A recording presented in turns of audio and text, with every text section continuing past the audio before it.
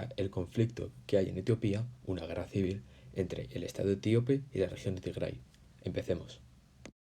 Para entender este conflicto hay que irse atrás en el tiempo, al año 1991, con el final de la guerra civil etíope que tuvo como consecuencias la creación del Estado de Eritrea al norte de Etiopía, la pérdida de salida al mar por parte de Etiopía y la conversión de este último a un Estado cuyo gobierno recaía sobre un partido formado por varios, el Frente Democrático Revolucionario del Pueblo Etíope, o el FDRPE. Como he mencionado antes, este partido no era más que una coalición cuyo partido dominante era el Frente de Liberación Popular de Tigray, o FLPT. Quedaos con este nombre porque es importante. Pasamos a 2018, un año clave para entender este conflicto. El partido que he mencionado antes, el FLPT, se negó a la reorganización del FDRPE para convertirlo en un nuevo partido, el Partido de la Prosperidad. Este nuevo partido proponía restar la gran autonomía que poseen las 10 regiones que conforman el país africano. Esto hacía que en la región de Tigray el partido que gobernaba era el FLPT, se viese amenazado. Actualmente, el partido que gobierna en Etiopía es el Partido de la Prosperidad, y el primer ministro del país, Abiy Ahmed Ali, es Premio Nobel de la Paz de 2019. Pero sin duda, el año más importante es el 2020. En septiembre de este año, los tigrinos amenazaron con seguir adelante las elecciones regionales que Abiy, el presidente de Etiopía, había decidido posponer debido al coronavirus. Abiy calificó las votaciones de ilegales y esto derivó a un conflicto entre ambos. Pero esto no se quedó así. El 4 de noviembre de 2020, fecha clave, Abiy acusó al TPLF de atacar una base militar y ordenó la enviada de tropas a esta zona. Y es así como ha comenzado una guerra que dura hasta el día de hoy.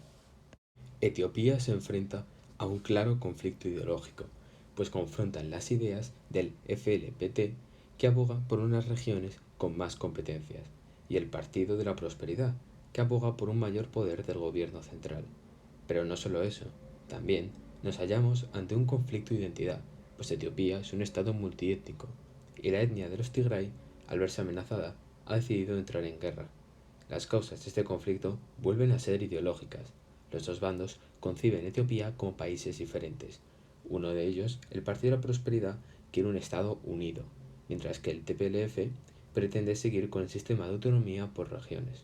Como ya he dicho antes, el trazado de estas fronteras obedece a la realidad étnica del país, y cuando se realizó este sistema territorial, se pensó que, si se otorgaba mayor capacidad de autogobierno a estas etnias, no habría luchas internas.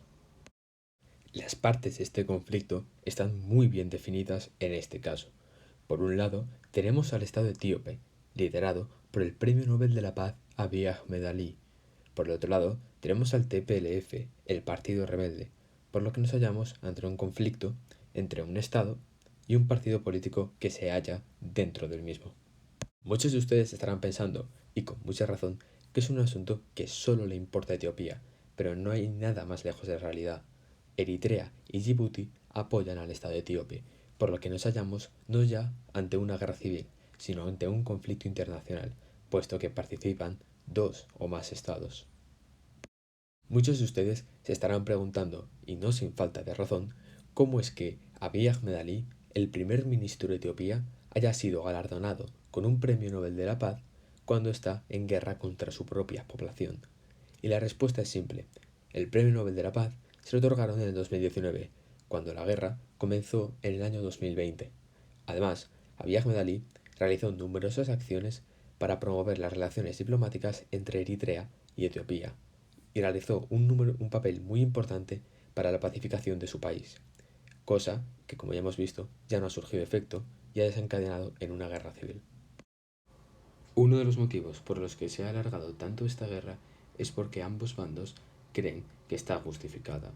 Es decir, el bando tigrino piensa que su identidad se ha visto amenazada con la llegada de Abiy Ahmed al poder. Por lo tanto, la guerra estaría justificada. Sin embargo, el gobierno etíope piensa que los supuestos ataques tigrinos a sus bases militares y su posterior defensa ante estos ataques no son más que una maniobra de defensa legítima. Cabe destacar de que en esta guerra no estamos hablando ni de buenos ni de malos. Todo lo contrario. Ambos bandos, según Amnistía Internacional, están cometiendo crímenes contra la humanidad y que atentan directamente contra los derechos humanos. No estamos hablando ni de buenos ni de malos, todo lo contrario. Y llegamos al punto más complicado del conflicto: establecer una posible solución. La ONU aprobó una resolución ante este conflicto. En esta resolución se autorizaba la investigación de la situación de los derechos humanos en la guerra de Etiopía para ambos bandos. Además, esta resolución abogaba por el detenimiento del conflicto. Abiy declaró que desea una solución pacífica siempre y cuando se acepten unas condiciones. Entre estas condiciones se encuentran la retirada de las tropas tigrinas en los territorios conquistados y el respeto al gobierno central de Etiopía. En base a esto, se podría proponer la siguiente solución: que Tigray respete al gobierno central a cambio de que mantengan la gran autonomía que tenían antes con la llegada de Abiy.